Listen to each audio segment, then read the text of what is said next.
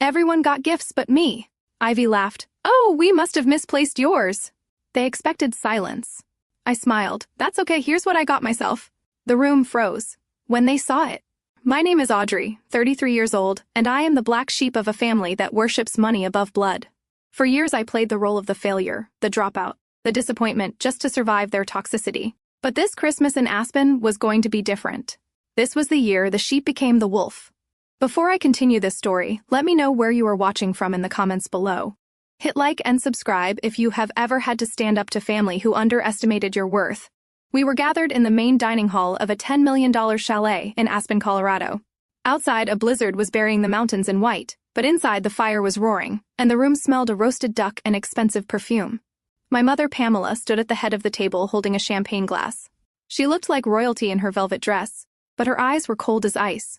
She tapped her glass for attention. I want to propose a toast, she said, smiling at everyone except me. To my wonderful daughter, Brittany, and her brilliant husband, Damon. Thank you for making our family name proud, and for upholding our legacy. Brittany beamed, squeezing Damon's hand. I sat at the far end of the table picking at my napkin. I was wearing a sweater from Target while Brittany was draped in Chanel. The contrast was deliberate. Tonight was the gift exchange, and I knew exactly what was coming. Pamela reached under the tree and pulled out a small box wrapped in gold paper. For Damon, she announced. He opened it to reveal a Patek Philippe watch worth more than my entire college tuition. Thank you, Pamela, Damon said, sliding it onto his wrist and glancing at me with a superior smirk. It is good to be appreciated. Next was Brittany.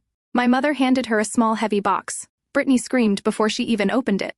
Inside was a set of car keys with the Porsche crest. It is the new Cayenne Turbo, parked in the heated garage, Pamela said softly. You deserve the best for being the face of our family. Brittany jumped up and hugged our mother, squealing with delight while I sat there in silence. The air in the room grew heavy. Everyone knew it was my turn. The laughter died down. Damon checked his new watch, pretending to be bored. Brittany sat back down, clutching her keys, looking at me with pity. Pamela walked slowly back to the tree. There were no more gold boxes, no more ribbons. She reached behind a pile of gifts and pulled out a thin, plain white business envelope. It looked like a utility bill. She walked over to me and slid it across the mahogany table. It stopped right in front of my empty plate. The sound of paper sliding on wood seemed to echo in the silent room. Open it, Brittany urged, giggling. Maybe it is a gift card. I looked up at my mother. Her face was a mask of fake sympathy. Audrey, I know things have been hard for you since you quit medical school, she said loud enough for the staff in the kitchen to hear. We did not think a lavish gift was appropriate given your situation. We think this suits your current lifestyle better. I stared at the envelope.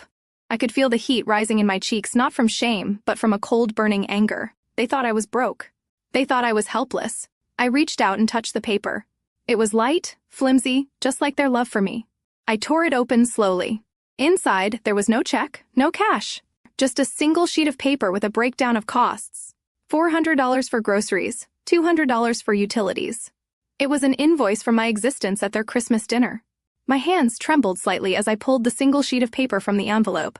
It was not a check. It was not a gift card. It was an invoice printed on my mother's personal stationery. At the top in bold letters it read, Vacation Cost Sharing Breakdown. I scanned the items listed, $400 for groceries, $200 for utilities, $100 for cleaning fees. The total came to $700. I looked up at my mother, who was sipping her champagne as if she had just done me a great favor. Is this a joke? I asked, my voice barely above a whisper. Pamela set her glass down and sighed the way one sighs at a slow child. No, Audrey, it is a lesson. You are 33 years old. You have been unemployed for 2 years since you dropped out of medical school to find yourself. We felt it was time you understood that the lifestyle you enjoy comes at a cost. Since you do not contribute anything meaningful to society, we thought you should at least contribute to this vacation. Brittany covered her mouth to hide a giggle, but her eyes were dancing with malicious delight. She pointed her phone camera directly at my face, zooming in on my reaction. It is only fair, Audrey, she chimed in. Damon and I paid for the flights. Mom paid for the rental. You are the only one just riding along for free. It is called accountability. I felt a knot form in my stomach. It was not about the money. I had millions sitting in offshore accounts they knew nothing about. It was about the cruelty, the calculated humiliation of handing me a bill while they handed each other Rolexes and Porsches. Before I could respond, Damon cleared his throat and opened his laptop. He adjusted his glasses, looking every bit the arrogant corporate lawyer he was. Actually, Pamela, he said, tapping away at his keyboard, If we account for inflation and the current consumer price index in Aspen, that 700 figure is quite generous. I just ran a quick calculation based on square footage usage. Audrey is occupying the guest suite, which is 15% of the total floor plan. Plus, she consumes approximately 3,000 calories of premium food daily. He turned the laptop screen toward me, showing a spreadsheet he had apparently prepared beforehand. Strictly speaking, Audrey, you actually owe us closer to $900. But we are family, so we are giving you a discount. Consider the $200 difference our Christmas gift to you. The room went silent. They waited for me to cry. They waited for me to beg or to scream that I did not have that kind of money. That was the script they had written for me. The poor, helpless failure of a daughter. But they did not know I had rewritten the ending. I looked at the spreadsheet, then at Damon's smug face, then at my mother's cold, expectant eyes. I did not get angry. I did not shout. I simply reached into my pocket and pulled out my phone. The screen illuminated my face in the dim light. Fine, I said, keeping my voice steady. $700. Who should I send it to? Pamela blinked, surprised by my lack of emotion. You can transfer it to my personal account, she said stiffly. But do not think this buys you any special treatment. You are still expected to help the staff clear the table. I tapped my screen a few times. A soft ding echoed from my mother's purse on the floor. Transaction complete, I said, sliding my phone back into my pocket. Now that we have settled my debt for the food, perhaps we can move on to the next item of business. I reached down to the floor and picked up the small black box I had brought with me. I placed it gently on the center of the table right next to the centerpiece. Because unlike you, I did not come empty-handed. Brittany did not just watch me hold the invoice, she broadcasted it. She whipped out her phone, the latest model naturally, and tapped the screen with her manicured nails. Oh my God, you guys have to see this. She chirped into the lens, her voice instantly shifting to that high-pitched fake enthusiasm she reserved for her social media. She was live streaming to her close friends list, which I knew included every mean girl she had gone to high school with, and probably half the country club wives. She panned the phone around the table, showing off the crystal glasses, the fire roaring in the background, and finally landing on me. Say hi, Audrey, she commanded, shoving the phone in my face. We are teaching my big sister a little lesson about the real world today. Look at her face, she is so confused. She zoomed in on the invoice in my hand, then back to my outfit. And can we talk about this fit check? I think that sweater is from the Gap circa 2010. It is literally pilling at the elbows. Honestly, she should be grateful we even let her sit at the adults' table tonight. Most people who contribute $0 to the family vacation would be eating in the kitchen with the help. Right, babe? She turned the camera to Damon, who flashed a winning smile and waved his new Patek Philippe watch at the lens. Teaching fiscal responsibility is a kindness, Brittany, he said, smooth as silk. We are just helping her grow up. Brittany giggled, that cruel bubbling sound that used to make me run to my room in tears when we were kids. Not anymore. I sat perfectly still. I knew exactly who was watching that stream. People who judged worth by designer labels and zip codes. Let them watch. Let them see exactly who Brittany and Damon were. I did not scream. I did not throw the wine in her face, though the thought did cross my mind. Instead, I picked up my phone. My hands were steady. I opened the banking app on my screen. Not the secure encrypted app that managed my portfolio at Titanium Ventures. The basic one. The one that showed a balance of $2,000, which they thought was my life savings. I entered my mother email address. I typed in $700. Brittany was still monologuing to her phone. She is probably going to ask Dad for a loan from beyond the grave, she joked. I pressed the confirm button. The signal in Aspen was excellent. Instantaneous. Ding. The sound cut through Brittany chatter like a knife. It came from my mother's purse sitting on the floor. It was the distinct notification sound of a cash transfer. Pamela blinked, reaching down to retrieve her phone. She stared at the screen. Her eyebrows shot up. She paid it. Pamela set her voice flat with surprise. The full amount. Brittany lowered her phone. The live stream still running, but capturing only the tablecloth now. Wait, she actually had $700. She sounded disappointed. She wanted a fight. She wanted me to beg. She wanted content. I locked my phone and set it down next to my empty plate. Transaction complete. I said, my voice cool and detached. I believe that covers my room and board. Now, if you do not mind, I would like to eat the dinner I just purchased. Brittany scoffed, rolling her eyes, and finally ended the stream. She looked at me with a mix of annoyance and suspicion. You probably overdrafted, she muttered, picking up her fork. I just smiled and cut into my steak. The small box sat on the center of the table, stark and unadorned against the crystal and silver. It was wrapped in matte black paper with no ribbon, no bow, and absolutely no card. It looked less like a Christmas present and more like a piece of evidence. Brittany leaned forward, squinting at it with a mixture of curiosity and disdain. Is that it? She asked, poking the box with a manicured finger. It looks ominous. Did you make us something, Audrey? Like one of those DIY craft projects you used to do in therapy. Damon let out a short, barking laugh. It is probably homemade cookies, he sneered, reaching out to grab the box. Or maybe coupons for free hugs. He shook the box violently next to his ear. It made no sound. It felt solid. But light.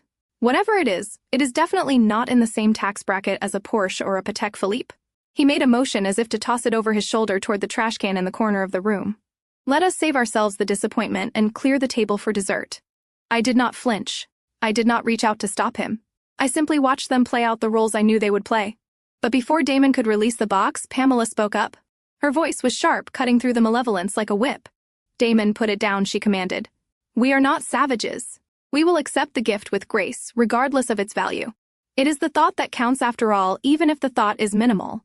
Damon rolled his eyes but obeyed, tossing the black box back onto the table where it slid and hit the pepper shaker. Pamela picked it up, using only her fingertips as if she were worried it might be sticky or contaminated. She walked over to the towering Christmas tree, which was already overflowing with designer bags and orange Hermes boxes. She knelt down and tucked my black box deep into the back behind a large gift basket of imported truffles. There, she said, dusting off her hands. We will open it when we open everything else on Christmas morning. Actually, I interrupted, my voice cutting through the air. Not Christmas morning. That box is to be opened at midnight on New Year's Eve. Consider it a way to ring in the new year. A fresh start for everyone. Brittany groaned, throwing her head back. Oh my God, you have to make everything so dramatic. Is it a time capsule or something? That is so cringe, Audrey. Seriously, just let us open it now so we can pretend to like it and move on. No, I said, firmly taking a sip of my water. Midnight on the 31st. That is the condition. If you open it before, then the gift becomes void. Pamela sighed, clearly exhausted by my presence. Fine, Audrey. Whatever makes you feel important. We will open your little mystery box on New Year's Eve. Now, if you are quite finished being mysterious, could you please help the staff clear these plates? We have a spa appointment in 45 minutes, and I do not want the smell of gravy lingering in the air. They all stood up, their chairs scraping against the hardwood floor, turning their backs on me and the table. They walked away, talking about massage treatments and ski slopes, completely forgetting about the black box hidden in the shadows of the tree. They had no idea that they were sleeping next to a ticking time bomb. Inside that box was not cookies or crafts. It was the legal paperwork that would strip them of the very company they were boasting about. I watched them leave, a small cold smile finally touching my lips. Enjoy the spa, I whispered to the empty room. It will be the last luxury you enjoy for a very long time. Dinner concluded not with warmth, but with a flurry of activity as my family prepared for their next indulgence. Pamela clapped her hands, signaling the end of the meal. Chop chop, everyone, she announced, checking her watch. The limousine will be here in 10 minutes to take us to the Alpine Sanctuary Spa. I booked the midnight rejuvenation package. It is the only way to recover from a meal this heavy. Brittany squealed, clapping her hands together. Oh, thank God. My pores are literally screaming for a diamond dust facial. Damon stood up, stretching his arms. A hot stone massage sounds like exactly what I need after dealing with all the stress of the business. I stood up too, reaching for my coat, which was draped over the back of my chair. I assumed I was coming. After all, a family vacation usually implied doing things as a family. Damon held up a hand, stopping me in my tracks. Where do you think you are going, Audrey? He asked, his voice dripping with condescension. I paused, my hand hovering over my coat. To the spa, I replied. Mom said she booked a package. Pamela sighed, adjusting her diamond earrings in the reflection of the window. I did book a package, darling, she said without turning around. But it is the Platinum Family Estate package. It strictly covers 4 people. Me, Brittany, Damon, and little Leo. The resort is very strict about capacity limits. I looked around. Brittany's son Leo was currently asleep in the nursery upstairs with the nanny. You are taking a 2-year-old to a midnight spa session instead of your sister, I asked. Brittany stepped in, fixing me with a glare. Leo has sensitive skin, Audrey. The mineral waters are good for him. Besides, the membership requires the same last name or legal dependents. You are neither. You are. You are just here. So, what am I supposed to do? I asked, feeling the familiar sting of exclusion. Pamela gestured vaguely at the table filled with dirty dishes and wine-stained napkins. Well, since you are staying behind, you can make yourself useful. The cleaning staff does not come until morning, and I hate waking up to a mess. Clear the table, load the dishwasher, scrub the pots. Consider it part of your contribution to the household expenses, since you were so eager to pay your way earlier. Damon laughed, clapping me on the shoulder hard enough to sting. Do not worry, Audrey. Getting your hands dirty builds character. Maybe if you scrub hard enough, you will wash away some of that failure. They swept out of the room in a cloud of expensive cologne and fur, leaving me standing alone in the silence. The heavy oak front door slammed shut, and moments later I heard the crunch of tires on snow as their limousine pulled away. I was alone. I walked over to the sink and turned on the tap. The water was freezing, but I did not adjust it. I picked up my mother wine glass, scrubbing away her lipstick stain. The house was quiet. Too quiet. Suddenly, my phone buzzed in my back pocket. One short, sharp vibration. I dried my hands on a dish towel and pulled it out. The screen glowed in the semi-darkness. It was a message from my personal assistant at Titanium Ventures. It read, simply, Phase 1 activated. The bank just notified Damon of the credit freeze. They have no idea what is coming. I looked at the message and then at the dirty dishes. I set the phone down and picked up a sponge. Let them have their spa. By tomorrow morning, they would not even be able to afford a bar of soap. The chalet was silent except for the wind howling against the timber beams. It was 2 a.m, and the family had returned from their spa treatment hours ago, glowing with expensive oils and false contentment. I was still awake, sitting in the darkened kitchen, nursing a glass of water. I had spent the last 3 hours scrubbing every plate and polishing every crystal glass until my hands were raw. As I turned to head back to the guest suite, I heard a noise coming from the downstairs powder room. It was a hushed, angry whisper. I paused, my footsteps silent on the thick Persian rug. The door was cracked open just a sliver, letting a beam of yellow light cut across the hallway floor. It was Damon. He was pacing back and forth in the small room, his shadow stretching and shrinking against the wall. "Listen to me, you incompetent bureaucrat," he hissed into his phone. "I do not care what the compliance department says. We have a liquidity issue, not a solvency issue. There is a difference." I pressed myself against the wall, holding my breath. Damon was usually so composed, so arrogant with his legal jargon and his Patek Philippe watch. But now he sounded like a cornered animal. There was a pause as the person on the other end spoke. "No, you cannot freeze the operating accounts." Damon snapped, his voice rising in panic before he caught himself and lowered it again. "If you freeze those accounts, payroll bounces on Friday. Do you know what happens if the staff at the hotel do not get paid? The unions will eat us alive." I took a sip of water, letting the cool liquid calm my racing heart. This was it.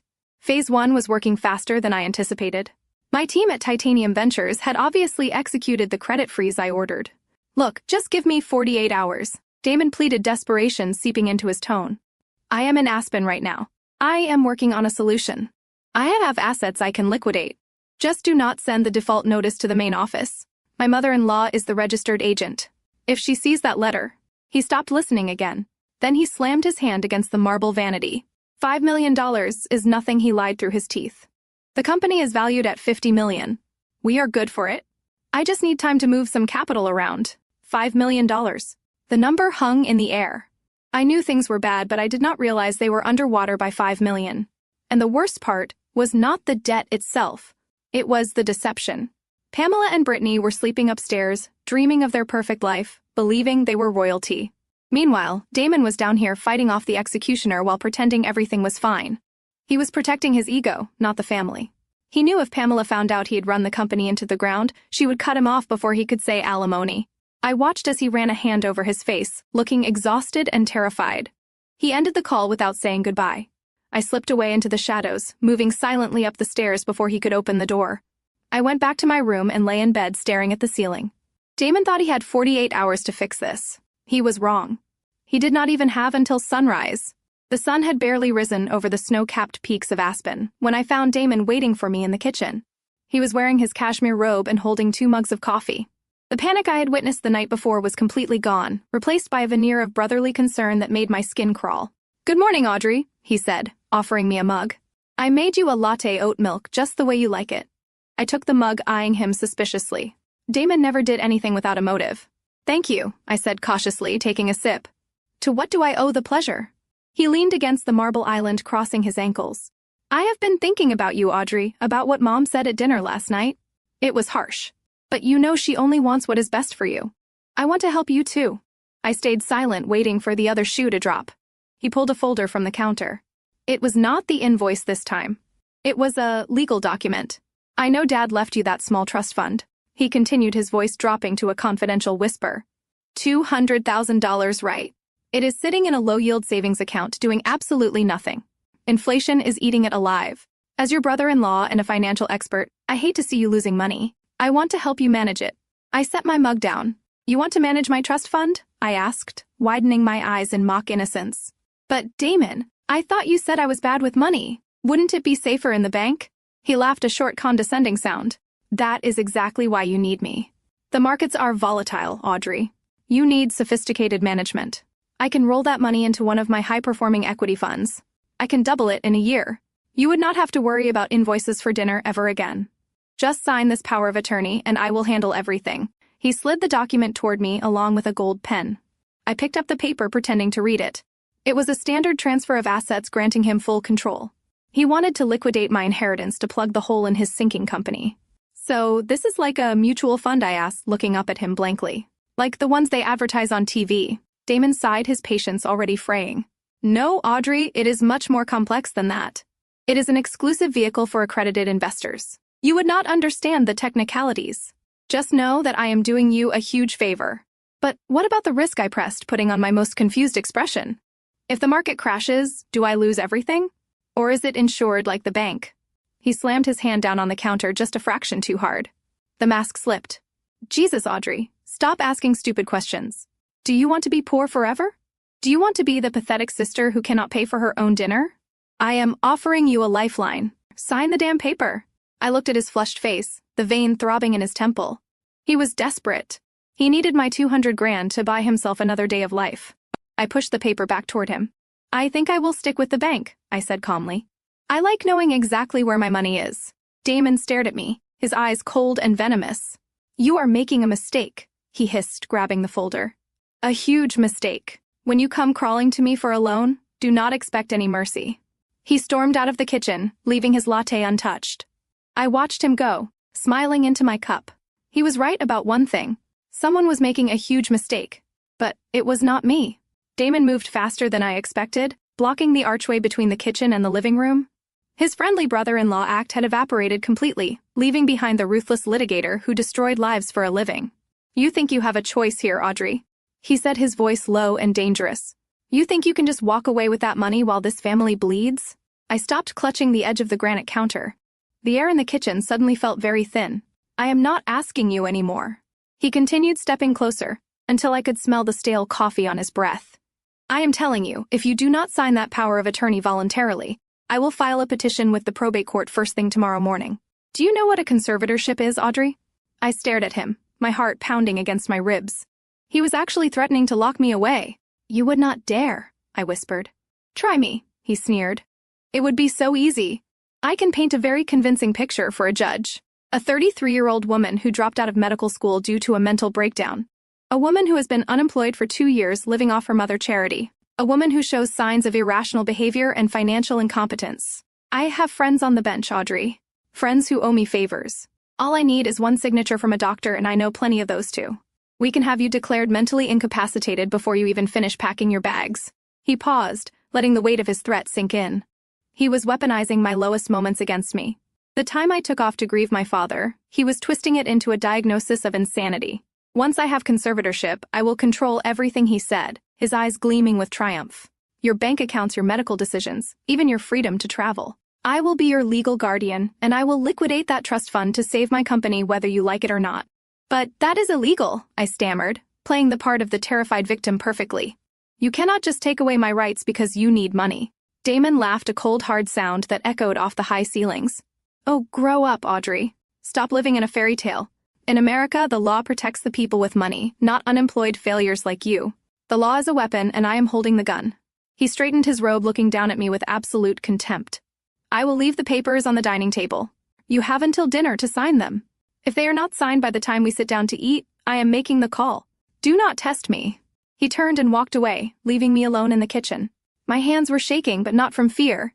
I was shaking with rage. He had just admitted to conspiracy and extortion, and he had no idea that the security camera in the corner of the kitchen, which I had installed myself during my last visit, had recorded every single word. The door to my guest suite did not just open, it exploded inward. I was sitting on the edge of the bed staring at the snow falling outside when Pamela marched in. She did not look like the elegant matriarch who had toasted with champagne the night before. Her hair was slightly disheveled, and her eyes were wild with a mix of panic and fury. Damon told me everything she announced, slamming the door behind her. He told me you're refusing to help the family. He told me you are choosing to let us sink. I stood up, clutching my phone tighter. Mom, it is not that simple, I started, but she cut me off with a wave of her hand. Do not you dare speak to me about simplicity, Audrey. Your sister is downstairs crying because she is afraid of losing her home. Damon is trying to save a legacy that has been in this family for 2 generations. And you are sitting up here worrying about a measly $200,000. You are selfish. You have always been selfish. She began to pace around the room, picking up my things and throwing them down. She grabbed my sketchbook, the one I used to map out acquisition strategies, and tossed it onto the floor. Your father would be ashamed of you. She spat out the words like venom. He worked himself into an early grave to build this life for us. He wanted his children to support each other. If he could see you now hoarding his money while his company collapses, he would be heartbroken. You are the biggest disappointment of his life. That hit me harder than a physical blow. My father had been the only one who believed in me. He was the one who taught me to read a balance sheet before I could read a novel. But Pamela was rewriting history, weaponizing his memory to manipulate me. I bit my lip, tasting blood. Mom, please stop, I whispered. You do not know what you are doing. I know exactly what I am doing, she screamed. I am taking control because you are clearly incapable of making the right decision. Where are the papers? Damon said he left them for you. Where are they? She did not wait for an answer. She lunged at my suitcase, which was sitting on the luggage rack. She unzipped it violently and started ripping the contents out. My clothes, my toiletries, my books flew across the room. It was a violation. It was the desperate act of a woman who was losing her grip on her power. I stood frozen, watching my mother ransack my room like a common thief. Finally, she found the folder tucked under my pillow. She held it up triumphantly, shaking it in the air. Here it is. She panted, her chest heaving. She marched over to me and shoved the folder into my chest hard enough to make me stumble back. Sign it, Audrey. Sign it right now, or so help me God, you are no longer my daughter. You will be dead to us. You will walk out into that snow and never come back. I looked at her face. There was no love there, only greed and fear. She was willing to strip me of everything just to keep up appearances for 1 more month. I took the folder. My hands were shaking, but my mind was crystal clear. If I signed this, I gave them a lifeline. If I refused, they would kick me out before I could execute the final phase of my plan. I needed to buy time. I needed them to think they had won. I looked at the pen she was holding out to me. It was a gold Mont Blanc pen engraved with my father's initials. The irony was suffocating. I reached out and took the pen. I held the pen hovering over the signature line, but I did not write. Instead, I pulled my knees up to my chest and clutched my battered leather backpack against my stomach. It was a reflex, a defensive posture I had learned as a child when the shouting started. Please, Mom. I whispered, my voice trembling just enough to sell the performance. This money is my safety net. It is the only thing Dad left me. If I sign this, I have nothing. I cannot just give it up. Brittany, who had been watching from the doorway, stepped into the room. She looked at my backpack, her eyes narrowing. Look at how she is holding that bag, Mom, she said, pointing a perfectly manicured finger. She is hiding something else. I bet she has cash in there. Or maybe checks she has not deposited. She never holds on to anything that tightly unless she does not want us to see it. No, I cried, pulling the bag tighter. It is just my personal things. Please leave it alone. That was all the invitation Brittany needed. She crossed the room in 3 strides and snatched the backpack from my arms. I let her take it, offering just enough resistance to make it look real, but not enough to stop her. She dumped the contents onto the floor. My laptop, my wallet, and a thick sketchbook slid across the carpet. Brittany kicked the laptop aside and grabbed the sketchbook. She flipped through it, laughing cruelly. Look at this, Mom. Drawings. She is 33 years old and she is still drawing pictures of buildings like a kindergartner. She held up a sketch of a modern glass skyscraper I had designed. It was actually the headquarters for Titanium Ventures, but she did not know that. To her, it was just a doodle. You think you are going to be an architect, Audrey? She sneered. You could not even finish medical school. This is trash. She grabbed a handful of pages and ripped them out. The sound of tearing paper filled the room. No, stop, I pleaded, reaching out but staying seated. Brittany laughed and ripped more, throwing the crumpled pages at my face like confetti. This is what your dreams are worth, Audrey. Nothing. Absolutely nothing. She tossed the ruined binder onto the floor and stepped on it with her snow boot, grinding the graphite into the carpet. Now stop being a baby and sign the papers Mom gave you. Or do I need to see what else I can break? I looked at the shredded remains of my work, then up at my mother. Pamela did not stop her. She just stood there, tapping her foot, waiting. They thought they had broken me. They thought I was crying because I was weak. But behind my hands I was memorizing every detail. Brittany had just destroyed property and used intimidation. Add that to the list of charges. The smell of maple syrup and sizzling bacon woke me up the next morning. My stomach rumbled violently, reminding me that I had not eaten since the flight to Aspen 2 days ago. I walked down to the dining room hoping that maybe, just maybe, the previous night was a nightmare. It was not. The family was gathered around the table, which was laden with platters of fruit pastries and eggs Benedict. But there were only 3 place settings. My spot at the end of the table was bare. No plate, no silverware, not even a glass for water. I stood in the doorway watching them eat. Brittany was feeding little Leo a piece of croissant while Damon scrolled through his phone, likely checking if his company had imploded yet. Pamela was the first to acknowledge me. She did not look up from her plate as she cut a piece of ham. Hunger is a powerful motivator, is it not, Audrey? She said, her voice calm and conversational. I stepped into the room, my hands clenched at my sides. Mom, what is this? Am I not allowed to eat now? Pamela finally looked up. Her eyes were devoid of any maternal warmth. Food costs money, Audrey. And as we established yesterday, you have no money. Unless, of course, you have decided to sign the papers Damon gave you. If you sign, you can sit down. You can have coffee, you can have a hot meal. If not, the kitchen is closed. I looked at the spread of food. It looked delicious, but it smelled like blackmail. I am not signing, I said quietly. I am not giving Damon control of my future. Pamela dropped her fork onto her plate with a loud clatter. The sound made everyone jump. Then you are no longer welcome in this house, she announced, standing up. I will not harbor a parasite. You have 1 hour to pack your bags and leave. I looked toward the floor-to-ceiling windows. Outside, the snow was falling in thick white sheets. The wind was howling, shaking the glass in its frames. The news had warned of a severe blizzard, with temperatures dropping to 10 below zero. Mom, it is a blizzard out there, I said, my voice rising in disbelief. You cannot kick me out in this weather. The roads are closed. I could freeze to death.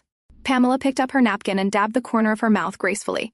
Then I suggest you start walking. Or better yet, sign the papers. The choice is entirely yours. She sat back down and took a sip of her orange juice, signaling that the conversation was over. Brittany refused to meet my eyes, focusing intensely on her son.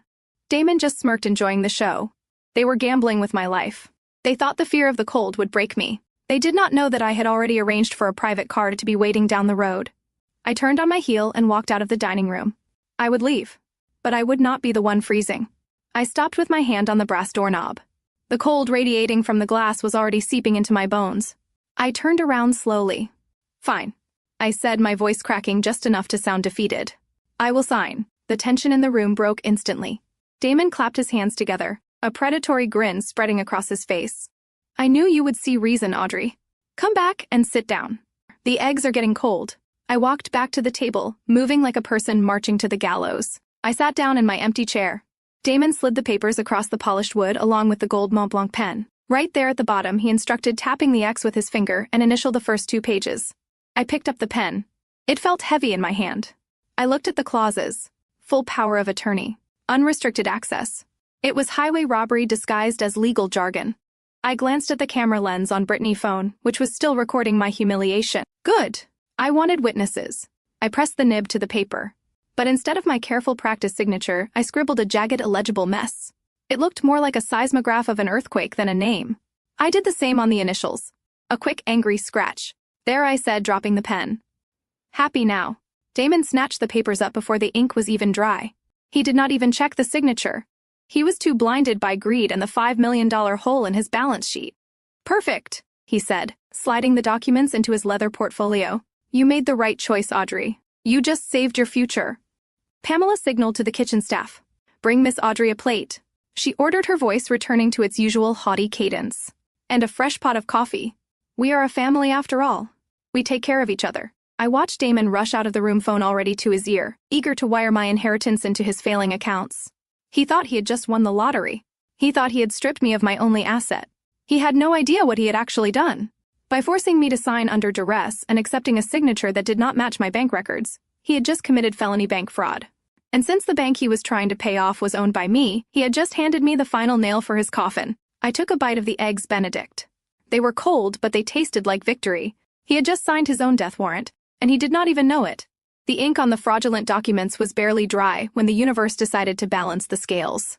Damon was midway through a boast about how he would reinvest my trust fund when his phone chimed.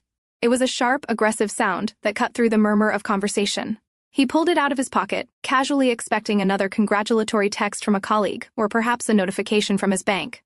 But as his eyes scanned the screen, his expression shifted from arrogance to confusion and then to absolute terror. He dropped his fork onto his plate with a loud clatter that made Brittany jump. "What is it, babe?" she asked, sensing the shift in the atmosphere. "Is it the bank?" Damon did not answer immediately. He stared at the screen as if reading his own obituary. His face drained of color, turning a sickly shade of gray. "No," he whispered, his voice trembling. "It is not the bank. The bank sold our debt." Pamela looked up sharply. "What do you mean they sold it? Who did they sell it to?" Damon swallowed hard, loosening his tie, which suddenly seemed too tight. "A firm called Titanium Ventures. They just acquired our entire loan portfolio this morning, and they are not interested in renegotiating." He scrolled down his thumb, moving frantically as he read the legal notice. "They are demanding full repayment of the principal and interest, $5 million, immediately." Today, the silence that followed was heavy and suffocating. The air in the room seemed to drop 10 degrees. "Immediate repayment." Pamela repeated the words, feeling foreign on her tongue. "That is impossible. The bank gave us until the end of the quarter. They cannot just change the terms." Damon looked up, his eyes wide with panic. "They can, Mom. It is in the fine print. If the debt is sold to a distressed asset firm, they have the right to call in the loan if they deem the borrower insolvent. Titanium Ventures does not want a payment plan. They want their money or they want our assets." I took a sip of my coffee, hiding the smile that threatened to break through. Titanium Ventures. The name sounded so imposing, so corporate. They had no idea that Titanium Ventures was currently sitting at the end of their table eating cold eggs Benedict. They had no idea that the terrifying CEO demanding their ruin was the same daughter they had just tried to rob. "Who are these people?" Brittany asked, her voice rising in hysteria. "Can we sue them?" Damon shook his head, burying his face in his hands. "We cannot sue them, Brittany. They own us. Unless we come up with $5 million in cash by close of business today, they are going to foreclose. They will take the hotel. They will take the house. They will take everything." I watched them spiral. The predators had become the prey in the span of a single email. And the best part was that they thought they still had a lifeline. They thought my trust fund would save them. Damon looked up at me, suddenly clutching the papers I had just signed. "We have Audrey money," he said, desperation creeping into his voice. "It is not $5 million, but it is a start. Maybe if we wire them the $200,000 as a good faith payment, they will give us more time." I set my cup down gently. I would not count on it, I thought. But I said nothing. I just let them hope. Because hope makes the fall so much more painful. The next hour was a master class in desperation. Damon had turned the dining room into a crisis command center. He had 3 phones laid out on the table, and he was cycling through them, frantic to find a lifeline. I sat quietly in the corner, sipping a fresh cup of tea, watching the sweat bead on his forehead. It was actually dripping down his temple, staining the collar of his expensive dress shirt. He looked less like a Wall Street shark and more like a man drowning in shallow water. He had already called every contact in his Rolodex. I listened as he begged former law school classmates, hedge fund managers, and even rival firms for a bridge loan. The answer was always the same. I could hear the rejection in the silence that followed each call. Finally, he got hold of a senior partner at his own firm. "Arthur, you have to help me," he pleaded, gripping the phone so hard his knuckles turned white. "It is a hostile takeover. Titanium Ventures, they are moving in for the kill." I leaned forward, slightly straining to hear the voice on the other end of the line. It was faint, but distinct. "Damon, are you crazy?" The voice crackled. "Titanium Ventures is not just a firm. They are a ghost. We do not touch them. Nobody knows who runs it. They have no public face, no headquarters, just a web of shell companies and limitless capital. If they bought your debt, it is because they already own you. Do not drag the firm into this. We are cutting ties." The line went dead. Damon stared at the phone, his mouth slightly open. "A ghost." He whispered the word like a curse. He slammed the phone down onto the table with a primal scream of frustration. Damn it! Who are these people? How can nobody know who they are? Brittany, who had been pacing nervously by the fireplace, decided this was the moment to interject. "Babe, stop shouting," she whined, checking her reflection in the mirror. "You are stressing me out. And what about the Porsche? If they take the house, do they take the car too? Because I already posted it on my story, and it would be so embarrassing if I had to delete it." Damon spun around slowly. The look on his face made Brittany take a step back. His eyes were bloodshot and wild. "Are you serious right now?" He roared, his voice cracking. "We are about to lose $50 million. We are about to be homeless. And you are worried about your Instagram story. You are useless, Brittany. Absolutely useless. All you do is spend money and take pictures of yourself. Do you have any idea how much trouble we are in? Brittany gasped, tears instantly welling up in her eyes. How dare you talk to me like that? She sobbed. I am your wife. Damon laughed a cruel, hollow sound. You are a liability, he spat. Just shut up and let me think. He turned back to his phones, shaking his head, muttering to himself about ghosts and shell companies. He was terrifyingly close to the truth. The ghost he was afraid of was sitting 10 feet away wearing a Target sweater and drinking Earl Grey tea. Damon was pacing the floor like a caged tiger, muttering numbers and legal statutes under his breath. But my mother Pamela sat perfectly still. Her eyes, however, were darting around the room looking for a target. She needed somewhere to place this sudden, catastrophic failure, and she certainly was not going to place it on her golden son-in-law. Her gaze landed on me. I was sitting in the wingback chair by the window, quietly reading a paperback novel and sipping my tea. The calmness of my demeanor seemed to trigger something primal in her. It is you, she whispered. Her voice was low, but it carried across the room with terrifying clarity. I lowered my book slowly, marking my page with a finger. Excuse me, Mom? I asked. It is you, she repeated louder, this time standing up. You are the bad omen. You are the black cloud hanging over this family. Ever since you arrived in Aspen, everything has gone wrong. First the weather, then the mood, and now this. You brought this negative energy into our lives. She walked over to me, her hands shaking with rage. You are a jinx, Audrey. You always have been. Even when you were a child, things would break when you were around. Plans would fall apart. And now you sit here drinking tea while your sister's future is being destroyed. Do you not have a shred of empathy in your body? Or are you enjoying this? I looked at her steadily. It was fascinating to watch the mental gymnastics required to blame a global financial acquisition on a daughter wearing a sweater from Target. I took a deliberate sip of my Earl Grey, letting the bergamot settle on my tongue before answering. I failed to see how my presence caused a global investment firm to acquire a distressed asset portfolio, Mom. That seems like a matter of poor financial leverage and bad management, not bad vibes. Pamela's face turned a shade of purple I had never seen before. She snatched the book from my hands and threw it across the room. It hit the wall with a dull thud, damaging the spine. Stop talking about things you do not understand, she shrieked.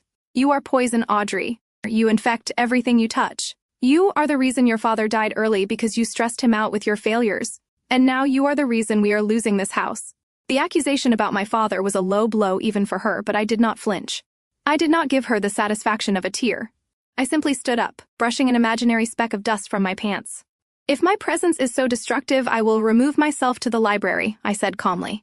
I would hate for my negative energy to interfere with your bankruptcy proceedings.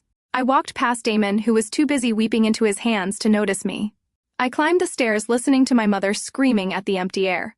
She called me a jinx. She called me a curse. She was wrong. I was not a jinx. I was karma. And I was just getting started. While my mother was busy cursing the universe upstairs, Brittany decided it was time for her to save the day. She wiped her tears and pulled a portable ring light out of her designer handbag. She set it up on the mantel above the fireplace, adjusting the brightness until it illuminated her tear-stained face perfectly. She believed that her 50,000 followers were a veritable army ready to march into battle for her. She tapped the record button, and her face instantly transformed from genuine misery to a practice performance of vulnerability. Hey guys, she whispered into her phone, her voice trembling just the right amount. I do not usually do this, but my family is going through a really hard time right now. We are being targeted by some really bad people who want to take away our legacy. I just started a GoFundMe page to help us fight back. Every little bit helps, even just $5. Please swipe up to donate and keep our dream alive. I watched from my chair, astounded by the sheer delusion. She was trying to crowdfund a $5 million corporate debt from teenagers who followed her for makeup tips. It was pathetic, but Damon's reaction was explosive. He had been on the phone with another rejection, but the word GoFundMe caught his ear like a gunshot. He crossed the room in 2 long strides and snatched the phone out of Brittany's hand. The ring light toppled over, crashing onto the stone hearth. Brittany shrieked, reaching for her device. What are you doing, Damon? I was recording. Damon stared at her, his face twisting with disbelief and rage. He looked at the screen where the donation page was already titled, Help the Wilson Family Keep Their Home. He tapped the delete button violently, his thumb hitting the screen hard enough to crack it. Are you insane? He shouted, throwing the phone onto the sofa. Do you have any brain cells left in that head of yours? You are begging strangers for money on the internet. I was trying to help, Brittany yelled back, her face flushing red. I have loyal followers, Damon. They love me. They would help us. Damon laughed, a harsh barking sound that had no humor in it. They do not love you, Brittany. They watch you because you are rich and pretty. If they find out we are broke, they will not send money. They will laugh at us. Do you want the whole world to know we are insolvent? Do you want Titanium Ventures to see this and know we are desperate? You are not saving our reputation. You are destroying it. He ran his hands through his hair, pulling at the roots. We are trying to negotiate a deal here. We need to look strong. We need to look like we have options. If they see you begging for $5 online, they will know we have nothing. You are making us look like a charity case. Brittany shrank back into the sofa cushions, clutching her phone to her chest. I just wanted to do something, she whimpered. Damon turned his back on her, unable to even look at his wife. Then do nothing, he snapped. Sit there and be quiet. That is the only way you can help right now. The room fell silent again, save for Brittany quiet sobbing. The great influencer had been silenced. The golden couple was cracking apart at the seams. And I just sat there, sipping my tea, watching the empire crumble one Instagram post at a time. The silence in the living room was thick enough to choke on. Damon sat with his head in his hands, the picture of a defeated man, while Brittany scrolled aimlessly through her phone, her earlier bravado completely extinguished. Pamela was staring out the window at the blizzard, her face a mask of bitter calculation. I decided it was time to gently nudge the dominoes I had set up. I cleared my throat softly, setting my teacup down on the saucer with a deliberate clink. You know, I said, keeping my tone light and hesitant. I read an article in the Wall Street Journal a few weeks ago about firms like Titanium Ventures. They specialize in distressed assets, but their strategy is usually operational. They do not just want to strip assets, they want to turn them around. Damon lifted his head slowly, his eyes bloodshot and filled with irritation. What are you babbling about, Audrey? I am trying to save a company here. I do not need a book report. I ignored his tone and continued pressing the bait into the water. I am just saying I continued playing the part of the helpful naive sister. Since they are an investment firm, they probably do not have people on the ground here in Aspen. They do not know the local market or the staff or the vendors. Maybe they are looking for a local operating partner, someone to run the hotel for them while they manage the financials. If you approach them with a plan to stay on as management, maybe they would renegotiate the debt. I watched the idea land. I saw the flicker of hope in Pamela's eyes. But Damon's ego was a fortress that could not be breached by logic, especially when that logic came from me. He let out a harsh, derisive laugh. Oh my God, he groaned, rubbing his temples. Did you hear that, Pamela? Audrey thinks she understands high finance because she read one article. He turned to me, his expression dripping with condescension. Listen to me very carefully, Audrey. This is mergers and acquisitions. This is the big leagues. It is not running a lemonade stand or selling crafts on Etsy. Titanium Ventures does not want partners. They want blood. They are sharks, and sharks do not negotiate with the bait. But what if she is right? Pamela interjected, her survival instinct kicking in. What do we have to lose, Damon? If we offer our expertise, maybe they will let us keep a minority stake. We know the hotel better than anyone. Damon slammed his hand on the table, making the silverware jump. Because it is a waste of time, Mom. And I do not have time to waste on fantasies cooked up by a medical school dropout. He glared at me, pointing a finger. Do us all a favor, Audrey. Imming and sit there. Let the adults handle the business. Go back to your coloring book or whatever it is you do all day. You know nothing about this world. I picked up my book again, hiding my face. I knew nothing about this world, he said. The irony was delicious. He was lecturing the architect about the design of the building. He was explaining the game to the person who wrote the rules. Fine, I murmured, retreating into silence. I was just trying to help. And I was helping. I was helping him dig his own grave exactly 6 feet deep. The shrill ring of the landline cut through the heavy silence like a fire alarm. We all jumped. Nobody used the landline in the chalet. It was a dusty relic sitting on an antique credenza in the hallway, primarily for emergencies. Damon stared at it for a second, his eyes wide with a mix of fear and anticipation. He scrambled out of his chair, knocking it over in his haste. It might be them, he whispered hoarsely, wiping his sweaty palms on his trousers. It has to be them. He snatched the receiver up before the third ring. Hello? This is Damon Wilson. He stood up straighter, instantly adopting his professional lawyer voice, though his voice cracked slightly on the last syllable. I watched from the living room as his expression shifted. The terror that had etched lines into his face began to smooth out, replaced by a look of confusion, and then slowly blooming relief. Yes, we are currently in residence. 4 p.m. We can make that work. Of course, we look forward to it. He hung up the phone and turned to face us. A slow grin spread across his face, the arrogance returning to his eyes like a light switch had been flipped. That was the executive assistant to the chairman of Titanium Ventures. They want to meet us. Face to face. Today, at 4 o'clock in the presidential suite at the Ritz-Carlton, Pamela let out a breath she seemed to have been holding for an hour. "I knew it," she exclaimed, clapping her hands together.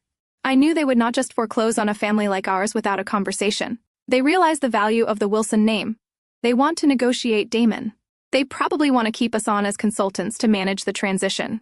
Or better yet, they might want to restructure the debt into a partnership." Brittany perked up immediately, reaching for her compact mirror to check her makeup. "The Ritz-Carlton," she mused. "That is a good sign. You do not invite people to the Ritz just to evict them. You invite them to sign deals. Oh my God, do you think they want to put me on the board? I mean, I am the face of the brand." Damon nodded, pacing the room with renewed energy. "Exactly. This is standard M&A protocol. If they wanted to crush us, they would have just sent the lawyers. A face-to-face meeting with the chairman means they are interested in the human capital. They know we have the expertise to run those hotels. They need us." I sat in the corner listening to them weave a tapestry of delusion. It was fascinating and horrifying in equal measure. They were drowning men, convinced that the shark circling them was actually a dolphin coming to save them. They had no idea that the meeting was not a negotiation, it was a sentencing hearing. And the chairman they were so eager to impress was currently sitting 10 feet away wearing leggings and drinking tea. "Get ready, everyone," Pamela commanded, clapping her hands again. "I want us to look impeccable. Wear the Armani suits. Brittany, wear the pearls grandmother gave you. We need to show them that we are equals. We need to walk into that room like we own the place. Because after today, we just might own it again." I watched them scatter, running up the stairs to preen and polish themselves for their execution. They were so confident, so sure of their own importance. I took a sip of my tea. They were going to walk into the Ritz-Carlton like kings and queens. But they were going to crawl out like beggars. The atmosphere in the chalet shifted from panic to a frantic, orchestrated chaos. Damon had turned the library into a war room. The printer was humming rhythmically, spitting out page after page of graphs and spreadsheets.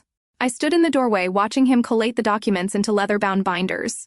He was moving with the manic energy of a man who believed he could bend reality to his will. I knew exactly what he was doing. I could see the file names on his laptop screen, adjusted EBITDA projections, asset evaluation models. He was cooking the books. He was preparing to walk into a meeting with a sophisticated institutional investor and present financial data that was at best optimistic and at worst criminal fraud. He looked up and saw me standing there. His eyes narrowed, assessing me not as a person, but as a prop in his stage play. He reached behind his desk and grabbed a garment bag, tossing it at me. It landed at my feet with a soft thud. "Put this dress on," he commanded.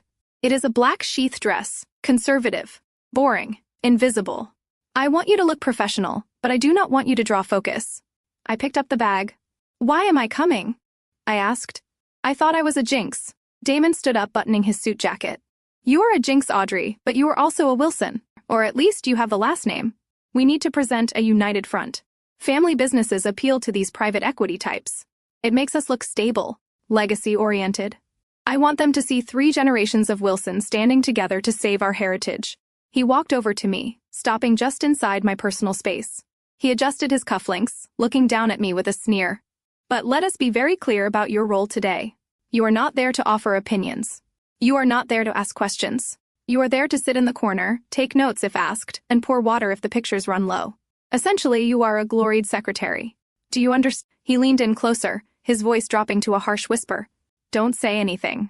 Just smile and nod. If you open your mouth and ruin this deal, I will make sure you regret it for the rest of your miserable life. Now go get changed. We leave in 10 minutes. I took the dress and walked out of the library. As I turned the corner, I glanced back at the binder he had left open on the desk. The top page showed a projected revenue growth of 20% for the next quarter. It was a complete fabrication based on occupancy rates that the hotel had not seen since 2019. He was walking into a due diligence meeting with forged numbers. He thought he was preparing a weapon to defend his company. In reality, he was handing me the smoking gun. I went to my room to change. I would wear the black dress. I would play the part of the silent secretary. And I would watch him hang himself with his own lies. The blizzard had turned the world into a chaotic white void.